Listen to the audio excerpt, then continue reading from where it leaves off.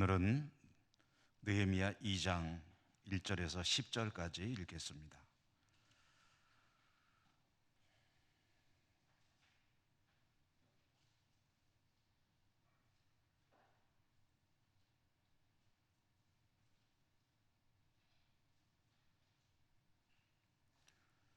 (1절에서 10절까지) 교독합니다. 아닥사스다 왕 제20년 니산월에 왕 앞에 포도주가 있기로 내가 그 포도주를 왕에게 드렸는데 이전에는 내가 왕 앞에서 수심이 없었더니 왕이 내게 이르시되 내가 병이 없거늘 어찌하여 얼굴에 수심이 있느냐.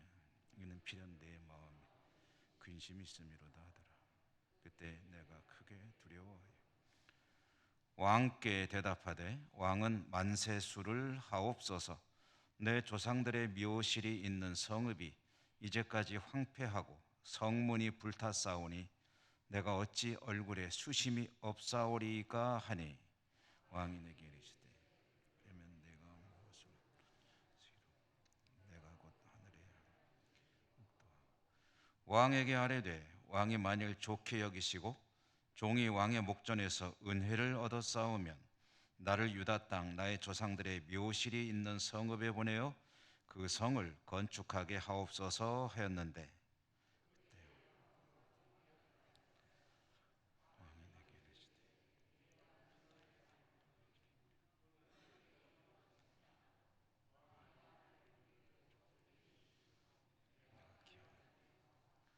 내가 또 왕에게 아뢰되 왕이 만일 좋게 여기시거든 강 서쪽 총독들에게 내리시는 조서를 내게 주사 그들이 나를 용납하여 유다에 들어가기까지 통과하게 하시고 또 왕의 삼림과 그가 성전에 속한 영문의 문과 성곽과 내가 들어갈지 위하여 일부러서 제목을 내게 주게 하옵소서 하며 내 하나님의 선한 손이 나를 도우심으로 왕이 허락하고 군대 장관과 마병을 보내어 나와 함께 하게 하시기로 내가 강 서쪽에 있는 총독들에게 이르러 왕의 조서를 전하였더니 호론 사람 산발락과 종이었던 암몬 사람 도비아가 이스라엘 자손을 흥왕하게 하려는 사람이 왔다 함을 듣고 심히 근심하더라. 아멘. 오늘도 주님의 은총이 여러분과 함께 하시기를 기원합니다. 수요 성경 공부 읽기. 오늘 이제 느헤미야, 지난 수요일부터 느헤미야 읽기를 시작해서 1장을 읽었고 오늘 2장의 앞부분을 읽었습니다. 느헤미야라는 인물에 대해서 지난 수요일에 우리가 함께 알아보았죠. 그는 남왕국 유다의 유민, 망한 나라의 백성으로서 바벨론의 포로로 끌려와서 살던 사람의 후손입니다. 그러니까 느헤미야가 끌려온 사람이 아니고 끌려온 사람이 바벨론에서 낳은 자손이다는 거죠. 바벨론이 망하고 페르시아가 그 자리를 대신 차지해서 메소포타미아 지역을 이제 다스리게 되었을 때에 아닥사스다가 왕으로 있을 때에 이 느헤미야가 왕의 술관원이라고 하는 아주 중요한 요직에 앉게 되었다. 그러니까 대단히 출세한 공직자가 된 거죠. 그러면서도 그는 경건한 유대인이었습니다. 늘 고향 예루살렘을 향해서 관심을 가지고 있었고 어느 날 예루살렘에서 온 하난이라고 하는 사람, 이 사람이 느헤미야의 형제였다고 하는데요. 이 사람이 전해주는 예루살렘 소식을 듣게 되고 깊은 슬픔에 잠기게 되었다 하는 거죠. 하나니를 통해서 듣게 된 예루살렘의 소식이 너무나도 가슴 아픈 이야기들이었습니다. 사실 1차로, 2차로 이미 이 바벨론의 포로로 끌려왔던 사람들이 귀국을 했고 1차로는 이때로부터 약 한 80년 전쯤에 스룹바벨이라고 하는 사람의 인솔하에 1차 귀환이 있었고, 1차 귀환 백성은 약 20년에 걸쳐서 무너진 성전을 재건하였죠. 그 다음에 이제 요 당시로부터 한 14년 전쯤에 에스라라고 하는 사람의 인솔하에 2차 귀환이 있었습니다. 2차로 귀환한 에스라는 율법 전문가로서 성전만 있으면 뭐하냐, 성전을 채우는 하나님 백성들의 신앙이 바로 세워져야지 해서 말씀 신앙을 이제 부흥 재건하는 그 역할을 하게 된 사람이었습니다. 그래서 성전도 재건되고 말씀 운동도 시작되고, 그러면은 이제 고향에 돌아간 예루살렘에 사는 이들도 잘 살고 나라가 뭔가 좀 모양새를 되찾아가는 것이, 그런 소식이 들려와야 되는데 들려온 소식이 너무나도 가슴 아픈 소식이었다 하는 거죠. 예루살렘은 여전히 경제적으로 어려웠고 정치적으로는 페르시아의 지배를 벗어나지 못하는 피지배국이었고요.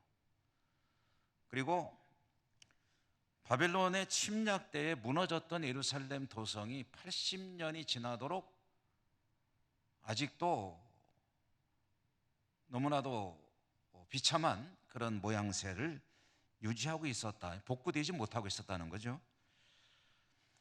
그리고 주변 민족들의 침략도 역시 빈번해서 성벽이 무너져 버렸고 성문이 없고 하니까 예루살렘 성이라는 그 도성이 아주 원래는 요새인데도 불구하고 말하자면 대문을 열어놓고 사는 거나 마찬가지죠. 그러니까 아주 그 백성들의 삶이 피폐하고 힘겨운 것이었다라는 것, 그런 소식을 듣게 되고 느헤미야는 내가 예루살렘으로 돌아가야 되겠다라는 생각을 하게 됐습니다. 소식은 슬픈 것이었고 예레미야는 너무나도 애통해하며 하나님 앞에 금식하고 회개하며 기도를 했고, 그러면서 결단한 것이 내가 돌아가서 다시 내 조국을 부흥 재건해야 되겠다, 예루살렘 도성을 다시 세워야 되겠다 하는 그런 복구에 대한 열망을 가지게 되었고, 그렇게 결단했을 때 느헤미야가 제일 먼저 한 일이 뭐냐 하면은 인간적인 돌아갈 길을 모색하는 것 이전에 하늘의 하나님께 기도하기 시작했다는 거죠. 그의 기도는 회개로부터 시작했습니다. 그의 조상들의 죄를 회개하고, 물론 자신의 죄도 회개했겠죠. 그리고 하나님을 전적으로 신뢰하는 기도를 드렸고, 또 하나님의 약속의 말씀들을 기억하면서 그 약속의 말씀을 계속 하나님께 내어놓았습니다. 이렇게 말씀하지 않으셨습니까? 이렇게 약속하지 않으셨습니까? 그렇게 하나님께 기도했는데요, 이러한 이 느헤미야의 기도는 시련 가운데 있는 사람들이 하나님께 드려야 하는 그런 기도의 모범과 같은 것이었다. 자, 이제 이게 1장의 내용이었습니다. 이와 같이 느헤미야가 하나님께 기도했을 때 어떤 일이 벌어지느냐 하는 것이 이제 오늘 2장의 내용입니다. 오늘 이야기의 시작은 이제 어느 날, 그 날도 느헤미야는 공무를 수행하고 있었습니다. 그의 임무는 왕 앞에 술관원이기 때문에 왕이 이제 술을 마실 때 항상 그 앞에서 그 술을 검사하고 조달하고, 그리고 이제 안전성을 확인하고 하는 그런 일을 하는 거죠. 그러므로 왕이 술을 마시는 자리에는 항상 느헤미야가 곁에서 시중을 들면서 배석을 하는 거죠, 말하자면. 그런데 그 아닥사스다 왕이 어느 날 이제 잔치를 베푸는 자리였던 것으로 보입니다. 그런 자리에서 술을 마시는데, 그런데 이 느헤미야의 얼굴을 이렇게 쳐다보니까 얼굴이 안색이 안 좋은 거예요. 사람이 얼굴이 좀 환하고 그리고 뭔가 온화한 그런 모습으로 서 있어야 되는데 얼굴에 수심이 가득한 얼굴로 서 있더라 하는 거죠. 그래 이제 왕이 느헤미야에게 질문을 합니다. 내가 어째 오늘 얼굴 안색이 안 좋다, 무슨 일이 있느냐, 근심이 있느냐 라고 질문을 했는데요, 이 질문을 듣고 느헤미야는 크게 두려워하게 됩니다. 오늘 이 성경에 크게 두려워했다라고 되어 있는데, 이 두려워했다는 말을 의미를 좀 살려서 번역하면은 죽음의 공포에 빠졌다라는 그런 의미입니다. 그러니까 왕이 한마디 하니까 느헤미야는 그냥 벌벌벌벌 떨면서 지금 이제 등줄기에 식은땀이 쫙 흐르는 그런 공포에 사로잡히게 되었다 하는 이야기입니다. 이 성경만 봐가지고는 이게 도대체 느헤미야가 왜 이렇게 겁을 먹었을까 하고 생각을 할 수가 있겠는데요. 왕의 질문은 상당히 자상해 보이죠. 신하에 대한 애정이 깊어 보입니다. 네 얼굴색이 안 좋은데 어디 아프냐? 뭐 근심거리 있냐? 라고 왕이 신하의 안색까지 살피면서 물어본다는 것은 굉장히 왕이 친절한 자상한 성격인가 보다라고 생각할 수 있겠는데요. 이 얘기는 그런 얘기가 아닙니다. 이게 무슨 얘기냐면, 이 왕이라는 이 직책은 지난 수요일에도 말씀드렸지만 항상 이 절대 권력자이면서도 항상 그 암살의 위험에 직면해 있는 그런 아슬아슬한 인생을 사는 사람이 바로 왕입니다. 그리고 그 왕을 죽이려고 하는 사람들이 가장 또 쉽게 쓸 수 있는 방법이 그가 먹는 음식이나 물, 이 음료, 술 같은 데다가 이제 약을 타는 거거든요. 약을 또 한꺼번에 팍 넣으면은 그냥 갑자기 피를 토하고 쓰러지면 안 되니까 아주 조금씩 조금씩 그 약을 타서 이제 왕을 독살하는 것이 가장 이제 흔한 그런 방법인데요. 그러므로 이 왕의 음식을 관장하는 사람, 그리고 술을 관장하는 사람은 이 왕이 가장 신임하는 사람, 자기가 가장 믿는 사람을 시키게 됩니다. 그리고 권력의 핵심에 있게 되는 그런 아주 요직의 요직 중에서도 요직이죠. 그런데 이 얘기를 뒤집어 얘기하면 왕이 가장 믿는 사람인 술관원이 왕을 해하려는 어떤 음모에 가담하게 된다면 왕은 그야말로 속수무책으로 당하게 되는 거죠. 왕의 입장에서는 사실은 가장 가까이 있는 이 사람들을 항상 경계를 해야 됩니다. 의심을 해야 돼요. 그러므로 왕을 수행하는 이 술관원 같은 사람들은 얼굴 표정 하나만 해도 절대 왕에게 뭔가 의심을 살 그런 행동이나 표정을 지어서는 안 됩니다. 왕 앞에서 뭔가 얼굴이 긴장이 돼 있거나 평상시와는 다른 모습을 보이면은 일단 왕이 의심을 하게 됩니다. 저 친구가 무슨 엉뚱한 생각하고 있는 거 아닌가? 지금 긴장해서 저러는 거 아닌가? 하는 생각을 하면서 여봐라, 잡아다가 한번 신문해봐라. 이렇게 되는 가능성이 얼마든지 있는 거죠. 그리고 이제 신문을 하게 되면 뭐 합리적인 그런 대화가 보통 안 되고 무자비하게 그냥 고문을 하든지 해가지고 뭔가 없는 죄도 있게 만드는 것이 이제 또 고대 국가들의 어떤 그런 모습들이거든요. 자, 이제 이런 상황을 누구보다 잘 아는 것이 느헤미야죠. 그러므로 이 술관원으로 그가 근무하면서 항상 신경 쓰는 것 중에 하나가 얼굴 표정이 항상 변함이 없어야 되고, 그리고 뭔가 왕에게 의심살 그런 행동을 해서는 절대로 안 됩니다. 그건 자기 신변에 위험이 이제 닥칠 수 있는 일이거든요. 그래서 오늘 우리가 성경에 보면 여러분 그 1절에 보면 이전에는 내가 왕 앞에서 수심이 없었더니 라는 말씀이 나옵니다. 이게 바로 그 이야기입니다. 자기는 지금까지 왕의 술관원으로 근무하면서 얼굴 표정 때문에 문제가 됐던 적이 없다는 거예요. 그랬는데 이날은 얼굴에 수심이 가득해가지고 왕에게 지적을 받은 겁니다. 너 얼굴이 왜 그러냐? 너 무슨 일 있니? 라고 물어보는 것은 너 수상하다라는 뜻입니다.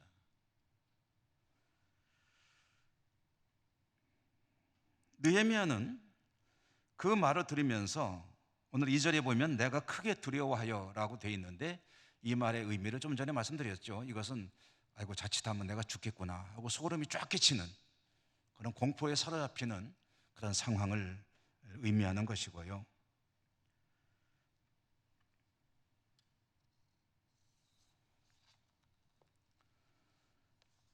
이렇게 질문을 받았을 때 느헤미야는 오늘 3절에 보니까 왕에게 자기가 왜 얼굴 표정이 그런지를 해명을 해야 되잖아요.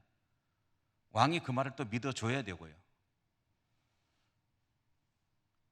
왕에게 얼른 자초지종을 이제 이야기하게 됩니다. 왜 그런지 그 연유를 말하게 되는데, 여러분 그 3절의 말씀을 한번 같이 읽어보실까요? 3절 읽겠습니다.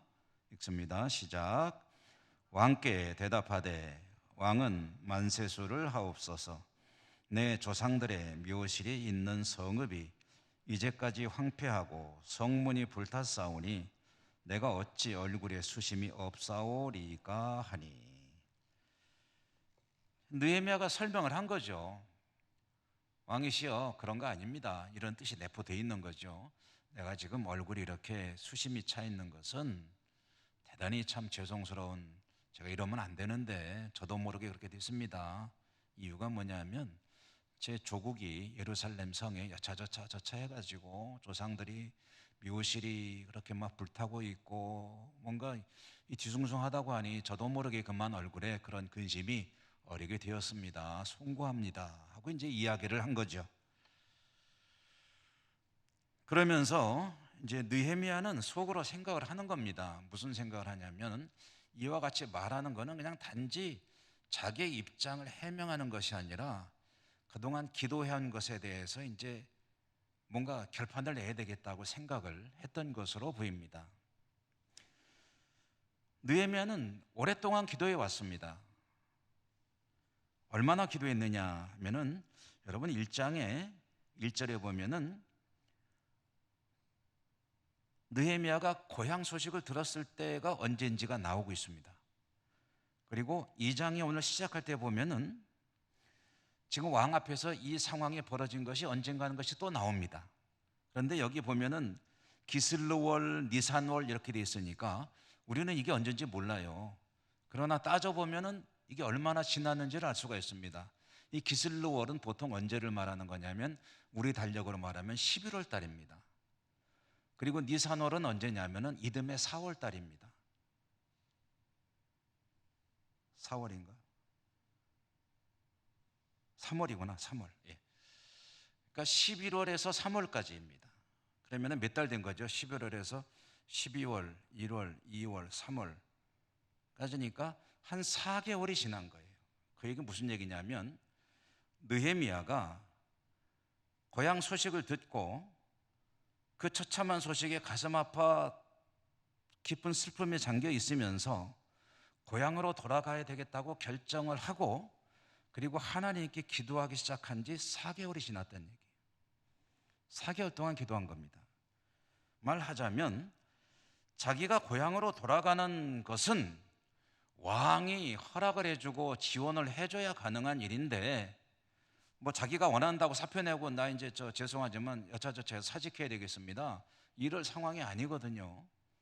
그러니까 왕이 보내줘야 가는 건데 왕에게 이야기를 꺼내기 전에 4개월 동안 기도만 하고 있었다는 거예요. 그러다가 왕이 너 왜 그러냐? 라고 물어볼 때 아하, 지금이 바로 타이밍이구나 라고 생각을 하고 여차저차 이렇게 된 겁니다 라고 이야기를 꺼냈다는 거죠. 이렇게 보면 느헤미야는 왕에게 자신의 어떤 요청사항을, 청원사항을 내어놓을 기회를 기다리면서 기도로 준비했는데 그 기도로 준비한 기간이 4개월이었다라는 이야기가 됩니다.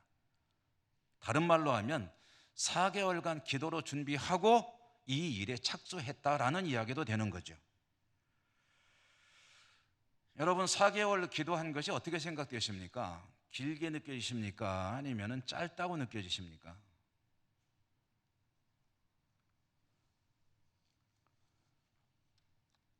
갑자기 여쭤보니까 긴 건지 짧은 건지 잘 판단이 안 되시죠? 여러분들 여러 가지 기도 제목 갖고 계시잖아요. 어떤 것들은 4개월이 아니라 4년, 40년 기도하는 제목도 있을 수 있고 또 4일밖에 안 됐는데도 지루하다 하는 그런 기도 제목도 있을 수 있을 겁니다. 기도라는 것은 어떤 때는 정말 길게 기도할 기도 제목도 있고 며칠 만에 결판을 내야 되는 그런 기도 제목도 있죠. 그리고 기도할 때 어떤 때는 정말 아무리 오래 기도해도 하나님이 끔찍도 안 하시고 과연 내 기도를 듣고 계시는지 알 수 없는 그런 경우도 있고, 기도하자마자 바로 하나님이 응답하셨다는 그런 확신을 들게 할 때도 있죠. 우리는 기도하고 하나님은 응답하시는데, 응답의 시기는 하나님께서 결정하시는 것이고, 그리고 믿음으로 기도하는 이의 기도에 대한 하나님의 응답은 하나님께서 보시기에 가장 적절할 때, 가장 좋을 때에 응답해 주시는 것이죠. 아닙니까? 여러분, 하나님께서 여러분의 기도에 응답하실 때가 가장 좋은 때일까요? 아닐까요? 가장 좋은 때인 줄로 믿습니다.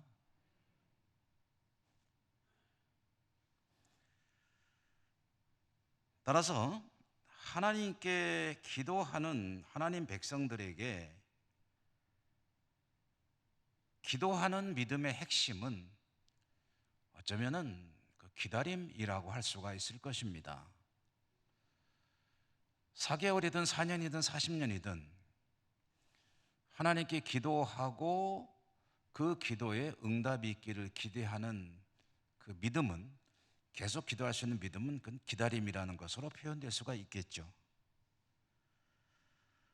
그러므로 믿음의 기도는 기다림의 기도이고, 주님도 말씀하시기를 기도할 때에 꾸준히 포기하지 않고 끈질기게 기도해야 한다는 것을 누가복음에서 강조한 바가 있었죠. 한 불의한 재판관과 한 여성의 이야기로 이제 말씀을 들려주신 바 있지 않습니까? 자, 어찌됐든 오늘 성경의 사건을 통해서 보면은 느헤미야는 고향 소식을 듣고 4개월 동안 기도하며 기회를 기다리다가 아닥사스다 왕과 그 이야기를 나눌 기회가 드디어 이제 있게 되었고, 죽음의 위기를 어쩌면 넘어갈지도 모르는 그런 심각한 두려운 상황이었지만, 하나님께 기도하며 준비해온 이 타이밍을 놓쳐서는 안 되겠다고 생각을 했든지 그는 자기가 마음속에 갖고 있던 이야기를 꺼내놓은 것입니다. 왕이시여, 제 고향이 이렇게 됐는데 제 얼굴이 어떻게 이렇지 않을 수가 있겠습니까? 이렇게 된 것입니다. 송구스럽습니다만 저에게 지금 이런 근심거리가 있습니다. 그러자 왕이 느헤미야 이야기를 듣고 이런 괘씸한 하면서 잡아서 화옥시키라고 할 수도 있겠지만, 이날 왕은 굉장히 기분이 좋았던 것 같아요. 왜냐하면 잔치를 베풀고 있었거든요. 어떻게 알 수 있냐 하면, 우선 포도주를 마시는 자리였고, 그리고 6절에 보면 왕후도 왕 곁에 앉아 있었더라 라고 했습니다. 이 왕후는요, 이 페르시아나 이쪽 나라에서는 공식적인 석상에 나오지 않습니다. 그러므로 이 자리는 공식 석상이 아니라 사적인 연회 자리라고 볼 수 있습니다. 왕이 기분이 좋은 거죠. 그래서 그랬는지 느헤미야가 이렇게 됐습니다 라고 말할 때, 그래? 아이쿠, 그거 안 됐구나. 내가 너를 어떻게 좀 도와주면 되겠느냐? 내가 뭘 어떻게 해주면 되겠냐? 라고 질문을 하는 거예요. 왕이 기분 좋았던 이유를 또 한 가지 생각해 보면, 느헤미야를 잠시나마 의심할 수도 있었는데, 알고 보니까 느헤미야가 가지고 있는 생각은 왕의 입장에서 봐도 기특한 생각이죠. 자기 조국에 대한 어떤 그 깊은 애정, 그리고 조국을 우려하는 마음, 이런 것들은 누가 보더라도 좋은 모습 아니겠습니까? 어떻게 도와주랴? 라고 왕이 느헤미야에게 질문할 때, 느헤미야는 이 왕의 이 질문을 듣고 이것이 그동안 내가 기도해 온 기도에 대한 응답이로구나 라고 생각을 했던 것으로 보입니다. 아마 그는 마음속으로 무릎을 쳤을 것으로 생각이 됩니다. 왕의 어조에서 느끼는 바가 있었겠죠. 왕이 내 말을 듣고 상당히 호의적으로 나에게 질문을 하는구나. 그러면서 오늘 성경에 제가 개인적으로 굉장히 좋아하는 대목입니다. 이 4절의 말씀인데요. 왕이 내게 이르시되 그러면 내가 무엇을 원하느냐 하시기로 내가 곧 하늘의 하나님께 묵도하고 내가 곧 하늘의 하나님께 묵도하고. 여러분, 이 상황을 우리가 이야기로 풀어볼까요? 그러니 내가 너 좀 뭘 좀 도와주랴 했더니 느헤미야가 그 말을 듣는 순간 하늘의 하나님께 아주 짧은 기도를 했다는 거예요. 왕의 질문에 대답하기 전에 하나님께 기도했다, 묵도했다는 것이 여러분 무엇이겠습니까? 묵도했다는 것은 소리 내지 않고 그리고 시간 끌지 않고 아주 짤막한 시간, 순간적인 시간, 그 짧은 시간에 머릿속으로 생각으로 싹 한번 기도 제목을 돌렸다는 이야기죠. 아주 짧은 시간, 순간의 기도. 뭘 도와주랴? 잠깐 기도하고 그리고 왕에게 이야기를 하는 겁니다. 여러분, 아주 짧은 시간, 찰나와 같은 스쳐가는 시간, 그 짧은 시간에 많은 말을 할 수는 없습니다. 글로 쓸 수도 없습니다. 그런데 생각으로는 엄청나게 많은 정보량을 싹 한꺼번에 다 담을 수가 있습니다. 생각으로는 아주 짧은 시간에 많은 10년, 20년 세월을 한꺼번에 싹 스쳐 지나 보낼 수도 있습니다. 말로 하면 길지만 생각으로는 순간적으로 왕이 뭐 해주면 좋겠니? 내가 뭘 도와줄까? 라고 할 때 자기가 할 말을 그동안에 가지고 있었던 생각들을 싹 한번 정리하면서 느헤미야가 하나님께 기도를 드리고 그리고 왕에게 이야기를 꺼내게 되는 겁니다. 청원사항을 이야기하는 거죠. 이게 진짜죠. 이것 때문에 4개월간 기도한 겁니다. 그런데 왕에게 청원할 그런 상황이 드디어 오게 된 것이고 기도의 응답입니다.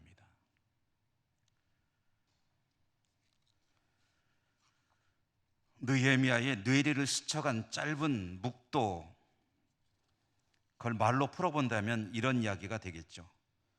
처음 예루살렘 소식을 들었을 때부터 통곡하며 금식하며 기도를 시작했는데 4개월 동안 하나님께 기도를 드렸는데 하나님, 이렇게 나의 기도를 들어주시는군요. 감사합니다. 자, 왕이 저한테 뭘 도와주면 좋겠냐고 물어보네요. 제가 어떻게 대답해야 되죠? 하나님, 지혜를 주십시오. 하나도 빼놓지 말고 다 잘 이야기해서 제 조국으로 돌아가서 조국을 재건하는 일에 제가 일을 잘 감당할 수 있도록, 왕과 잘 대화할 수 있도록, 필요한 것을 잘 구할 수 있도록 지혜를 주시고 제 입술을 주장해 주십시오. 말로 하니까 길죠. 이거를 싹 생각으로 하나님께 기도했다는 겁니다.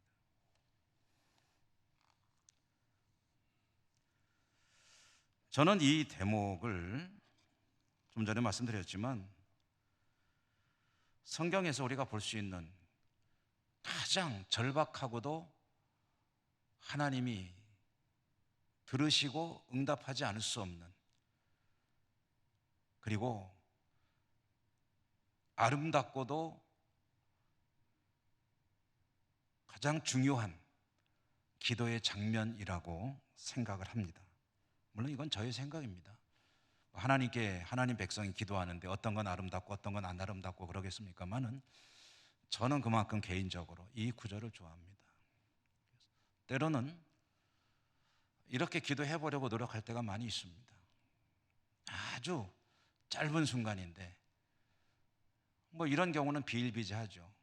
예를 들어서 신방을 갔는데 갑자기 우리 성도님이 대답하기 곤란한 어떤 이야기를 상담을 한다거나 어떤 기도 요청을 한다거나 어떻게 하면 좋을까요, 목사님? 그럴 때 순간적으로 정말 짧은 그 순간에 하나님 지혜를 주셔서 가장 잘 도와줄 수 있도록 은혜 주십시오.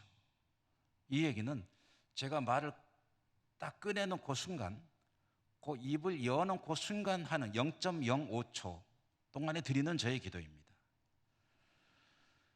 난처한 상황에 처할 때, 이거 어떻게 하는 게 좋을까? 오래 기도할 필요가 없습니다. 하나님 지혜를 주십시오 라고 말하면서 입을 열 때까지의 실제로 한 0.5초 정도 되려나요? 그때 드리는 그 기도, 이러한 저의 모든 기도의 그 근거가 바로 여기에서 나옵니다. 물론 안 그럴 때도 있어요.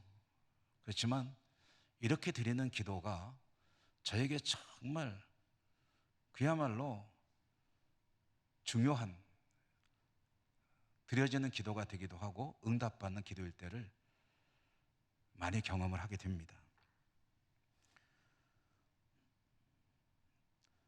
느헤미야가 왕이 뭘 도와주랴라고 할 때 이와 같이 짤막한 기도를 드린 것은 많은 내용들이 한순간 스쳐가는 기도였고요. 그리고 이런 기도를 하는 사람은 어떤 사람이냐면 사실은 하나님께 의뢰하고 의지해야 된다는 것이 몸에 배 있는 사람들이 이렇게 기도를 할 것입니다. 어떻게든 하나님께 의지하고 하나님의 지혜를 구하고 하나님의 뜻에 따라서 뭔가 판단을 하고 선택을 해야 되겠다라고 그렇게 하나님께 구하는 것이 몸에 배 있는 이들은 시간적으로 넉넉하게 기도할 그런 상황이 못 될 때 그 짤막한 순간에 하나님 도와주세요. 한마디로 기도하는 그 한마디 속에 많은 정보를 담아서 하나님께 구하는 그런 기도를 드릴 수 있다는 것이고요. 저는 여러분들이 이런 기도를 좀 자주 드려보시기를 권고드리고 싶습니다. 그렇게 하시겠지만요.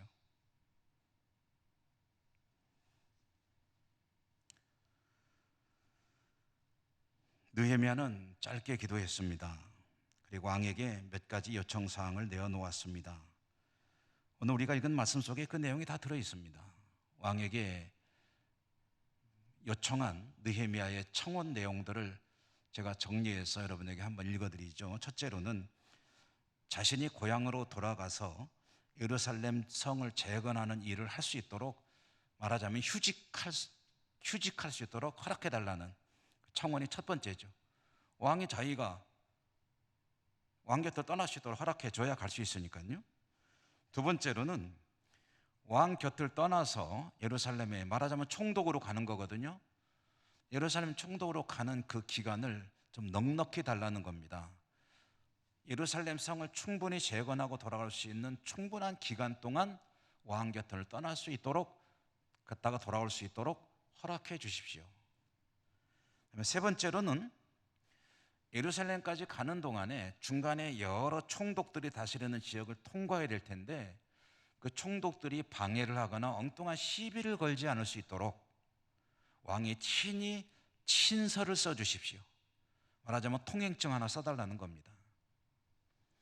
네 번째로는 예루살렘에 돌아가서 성을 재건하려면, 도시를 재건하려면 많은 물자가 필요한데 물자를 좀 지원해 주십시오. 성벽을 쌓는 물자, 성체를 세우는 물자, 그리고 집을 건축하기 위한 자재, 이런 모든 것들을 왕이 필요에 따라서 조달할 수 있도록 나에게 말하자면 고난을 부여해 주십시오. 느헤미야는 구체적으로 필요한 것을 조목조목 하나하나 왕에게 구했습니다. 그리고 이것은 아마 그 짧은 기도를 드리면서 쫘라락 하고 정리한 것일 수도 있겠죠. 왕은 좀 전에 말씀드렸죠. 기분이 좋았던 것 같다고. 느헤미야가 휴직을 허락하는데 예루살렘으로 총독으로 파견해 달라고 그러는데 오케이. 충분히 기간을 주십시오. 오케이. 조서를 내려주십시오. 오케이. 그리고 또 자제도 주십시오. 오케이. 다 좋아 해놓고 느헤미야가 구하지 않는 것까지 줬는데 뭘 또 줬냐면 예루살렘까지 가는 동안에 이 느헤미야를 호위할 수 있는 군대까지 보내줍니다. 위험하지 않도록, 무사히 갈 수 있도록. 그리고 느헤미야는 오늘 우리가 읽은 말씀에 보면은 이 모든 것이 하나님의 선한 손이 자신을 도왔기 때문에 가능한 것이었다라고 고백을 합니다. 이게 중요하죠. 여러분, 내가 뜻하던 바가 다 이루어졌습니다. 기도했습니다. 그대로 이루어졌습니다. 오히려 넘치도록 응답이 되었습니다. 그럴 때 이것은 하나님의 선하신 손길이 이와 같이 역사하신 것이다 라고 입술로 고백하고 하나님께 영광을 돌리는 것이 참 중요합니다.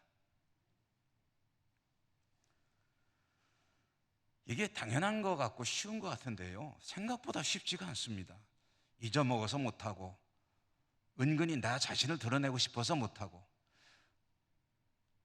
물론 입술로는 아유 다 하나님의 은혜죠, 뭐 하나님 덕분이죠 라고 말할 수 있겠지만, 그러나 정말로 하나님께 영광을 돌리는 것인지 아닌지는 보면 알죠. 정말로 이와 같은 축복의 역사들이 하나님의 은혜입니다라고 고백을 하는 건지, 아니면 그냥 의례적인 인사치레인지, 아니면 아예 그것조차 안 하는 건지. 그런데 느헤미야가 고백하는 내용을 여러분 보십시오. 하나님의 선한 손이 도우셔서 이와 같은 일들이 다 이루어졌다라고 고백을 하는 겁니다. 여러분, 여러분의 삶 가운데 뭐 즐거운 일이 있으실 때 정말 하나님께 감사와 찬양과 영광을 돌리십니까?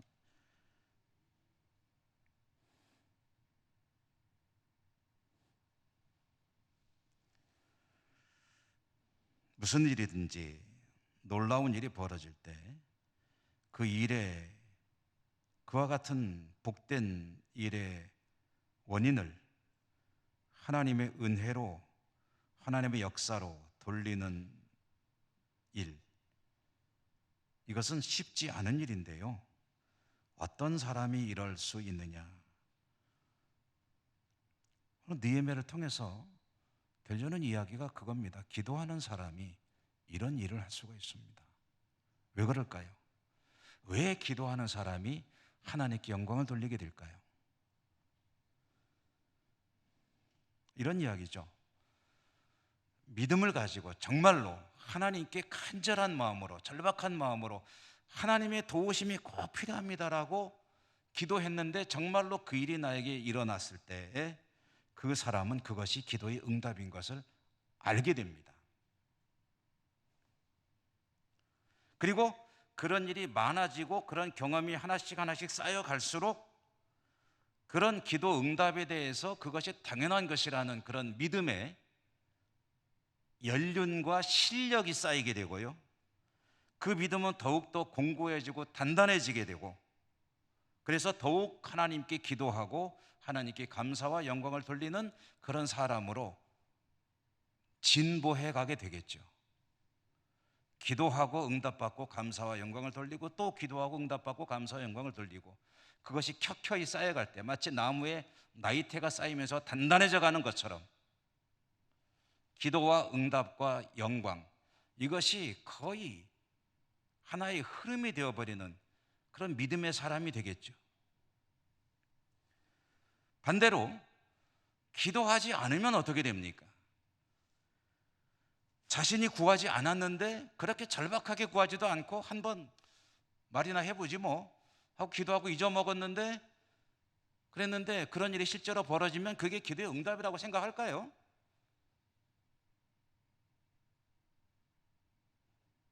그리고 그 일을 가지고 하나님께 영광을 돌릴까요?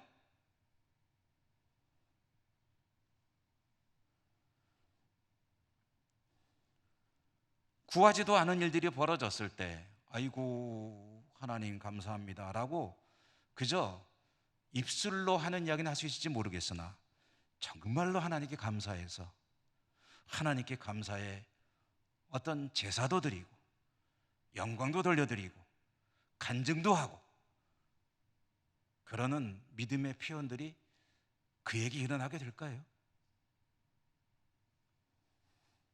기도가 왜 중요하냐 하면은요, 하나님의 역사를 하나님의 역사로 깨달을 수 있는 그런 은혜와 지혜가 기도할 때 주어지기 때문입니다. 기도할 때 하나님의 역사를 깨달을 수 있게 되고요. 그래서 사도 바울이 권고하는 겁니다. 쉬지 말고 기도하라는 것은 모든 일에 항상 기도하는 사람이 되라는 거예요. 그렇게 기도하다 보면 모든 일이 하나님의 역사이기 때문에 모든 일이 감사하니까 범사에 감사하는 사람이 되는 거예요. 범사에 감사하는 사람이 되면은 하나님의 역사를 날마다 경험하며 살기 때문에 좋죠, 재밌죠, 기쁘죠.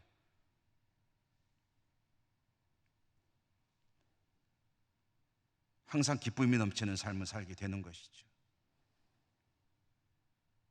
항상 기뻐하라. 쉬지 말고 기도하라. 범사에 감사하라. 이것은 세계의 선순환 고리입니다. 선순환 고리. 기도하니까 감사하고, 감사하니까 기쁘고, 기쁘니까 기도하고, 기도하니까 거꾸로인가요? 맞죠? 예, 그렇습니다. 슬픔이 밀려와도 그 문제를 가지고 혼자 고민하고 끙끙대고 아이고 하나님이 뭐고 다 귀찮아. 나 왜서 왜 이런지 몰라. 아이고 기도하는 것도 기도도 안 나와. 기도하는 재미도 없어. 기도할 힘도 없어. 생각해봐라. 기도하고 싶겠나? 하나님이 내 기도를 듣기나 해? 이거는 이제 악순환이죠.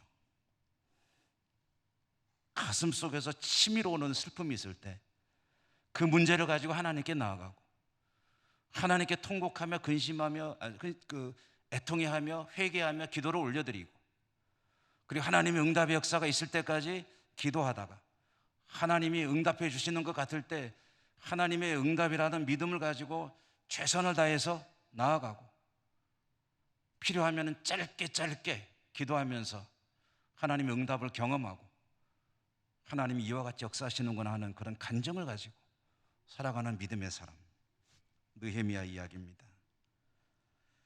여러분 모두에게 그 은혜가 풍성하시기를 주님 이름으로 축원합니다. 기도하겠습니다. 하나님 감사합니다. 느헤미야는 힘겨운 상황을 맞이했을 때 믿음의 사람이 어찌해야 되는지를 그 이야기를 통해서 저희들에게 들려주고 있습니다. 저희들도 믿음으로 사노라 애쓰고 노력하지만 그러나 정말 큰 슬픔이 닥쳐왔을 때 기도했는지 아니면 실망하고 낙심하고 주저앉아 그저 슬퍼만 하고 있었던 것은 아닌지 스스로의 삶과 신앙을 돌아보게 됩니다. 아무쪼록 항상 쉬지 않고 하나님께 기도하며 모든 일에 감사가 넘치며 기쁨으로 하루일의 삶이 천국의 삶을 살아가는 저희 모두의 삶과 신앙이 될 수 있도록 도우시고 축복해 주옵소서. 예수님 이름으로 감사하고 기도드립니다. 아멘. 204장